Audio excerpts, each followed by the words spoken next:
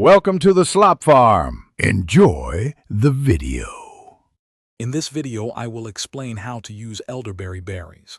Elderberries are a fantastic natural resource, offering a wealth of uses in your kitchen and for your well-being. We'll cover everything from proper preparation to delicious recipes and essential safety tips. It's important to remember that only the ripe, cooked berries should be consumed, as other parts of the plant and raw berries are not suitable for eating. Let's dive in.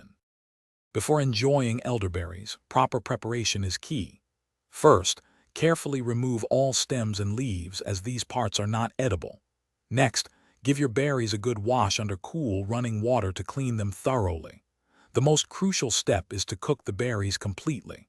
This process neutralizes compounds found in the raw fruit, making them safe and delicious for your culinary creations. Always prioritize this cooking step. Once prepared, elderberries can transform into many delightful treats. A popular choice is elderberry syrup, often used as a wellness tonic. You can also create delicious jams, jellies, or pies, adding a unique flavor to your desserts. For a different twist, try infusing the cooked berries into teas or vinegars, which adds a lovely, subtle fruitiness.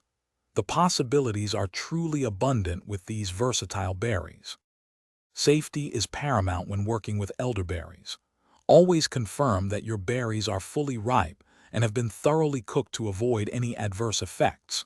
For storage, fresh elderberries can be kept in the refrigerator for about 3 to 5 days.